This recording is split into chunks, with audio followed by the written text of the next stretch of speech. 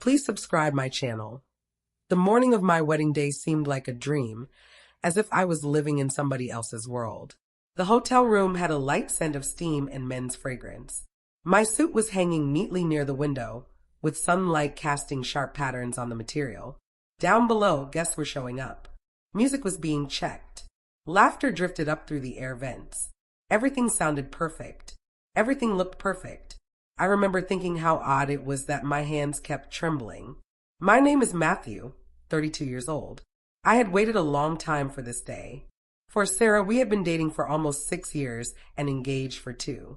She was the type of woman who caught people's attention naturally. Confident, kind, and full of natural charm. She could light up a room simply by smiling. I once believed her smile was my favorite thing in the world. I left my room sooner than planned, telling my best man I needed some fresh air. The wedding place was already full of activity. Bridesmaids were coming and going. Florists were fixing the flower arrangements. I was not meant to see Sarah before the ceremony, old tradition and all. I had no plan to break that. I just needed a quiet spot to relax. That is when I heard her voice. It came from the bride's suite farther down the hallway. The door was a bit ajar. I was not trying to eavesdrop, I promise. But when you hear the person you love mention your name, you stop moving without thinking. I paused without planning to. Her friends were in there with her, at least a few.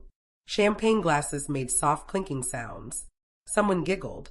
Then Sarah giggled too. It was not a nervous giggle. It was not an excited one. It was relaxed and carefree. The kind you make when you feel completely safe. "What if my marriage turns out like my parents?" she said, still chuckling. "I'd hate that." Another voice joined in. "You're not even that excited about him. You'll be okay." Sarah answered, and her words hit hard this time. "I mean, he's nice. He's dependable. That's why I'm going through with it. But real love, true excitement, that fades anyway." My chest tightened quickly, like a strong grip around my lungs. Someone asked, "So why do it?" She stopped just long enough to sip her drink. "Because starting fresh is tiring and Matthew adores me. It's easy and comfortable." The hallway suddenly felt too bright and too tight. I pressed against the wall, my heart pounding fast. I tried to tell myself I had misheard, that there was more to it. But then she continued.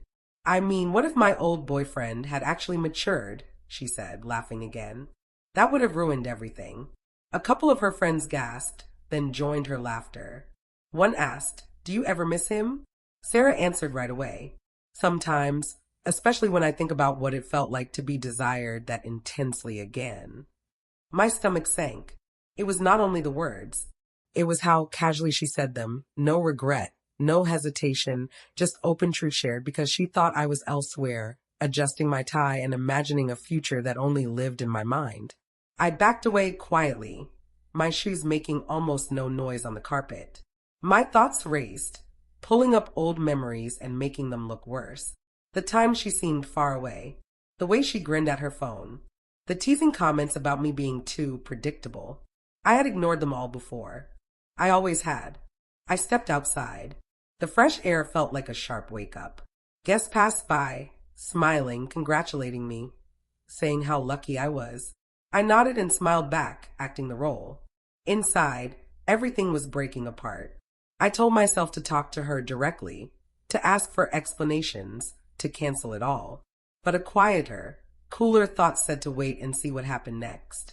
After all, if this day was about being honest, I had just gotten more truth than I wanted. I checked my watch. 45 minutes until the ceremony started. Sarah was about to walk down the aisle to a man she did not love the way she acted, and I had to choose if I would still be there waiting. I did not return inside right away. I walked around the courtyard, each step feeling heavier, my heart beating loudly in my ears. I tried to steady myself, to breathe deeply, to think clearly.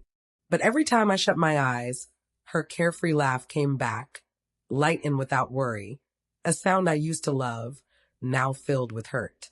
The wedding ring was in my pocket, heavy like metal, reminding me of promises I was close to making to someone who did not feel the same. I spotted my best man, Ryan, signaling me over. "You all right?" he asked, looking worried. I nodded automatically. "Just nervous." That was partly true. nervous about stepping forward and marrying a woman whose feelings were clearly elsewhere. The thought stayed unspoken, but I forced a grin. Ryan did not push, and I appreciated that. The music started indoors, the cue that things were beginning soon. My fingers touched the wedding planner folder I held with seating charts and the vows I had written. For a second, I thought about tearing it apart, leaving quietly before anyone saw. But I held back. I was not ready to decide in a rush. Not yet. I needed to know for sure, to hear it from her if there was any real feeling I had overlooked. The chapel doors opened. Guests began sitting down. My mother, with tears in her eyes, smiled warmly at me. She had no clue. I waved, tried to smile back, and faced the aisle.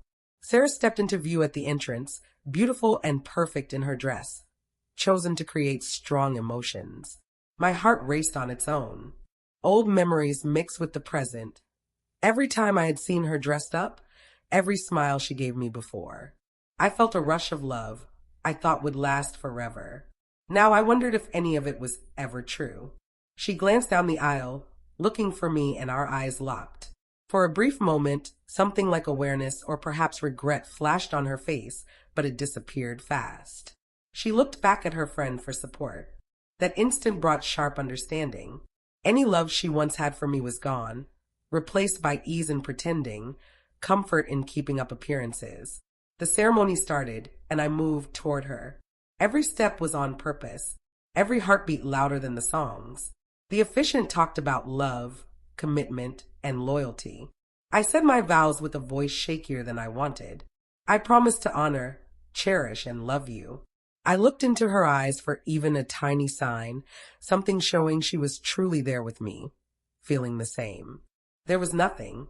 Her look was distant, polite, practiced. I swallowed hard, pushing down the knot in my throat, trying to stay calm for the guests and for myself. When it was her turn, she spoke her vows carefully, each word exact. I promised too. Then she paused briefly on the part about unconditional love. That small hesitation told me everything. She was going through the actions, not the feelings. I tried to move past it, to focus on the here and now, on the promise I had nearly kept. But inside, the hurt from that morning stared back at me. Every laugh, every casual remark, every hint that her heart was not involved.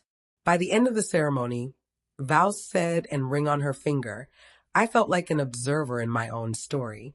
Everyone applauded, smiled, some cried. Sarah's friends glowed, saying congratulations. Her laugh was now shaped for the crowd, the same one that had shattered me earlier, now used for show and approval. That is when I knew I could not keep up the act anymore. Not for her, not for anybody. I moved aside, took a deep breath, and did the only honest thing left. I gave my mother a short note I had prepared, saying I loved her, thanked her for all she did, and that I would explain soon. Then I left, not out the front with everyone. I went through a side door, past the kitchen workers, into the calm back alley. The air felt different now, crisper, cooler, real. For the first time that day, I felt truly aware. I pulled out my phone and sent one message to Sarah. I know. I heard everything. I can't go through with this. Goodbye. No threats, no rage, no begging, just plain truth, calm and direct. I did not wait for an answer. I did not glance back.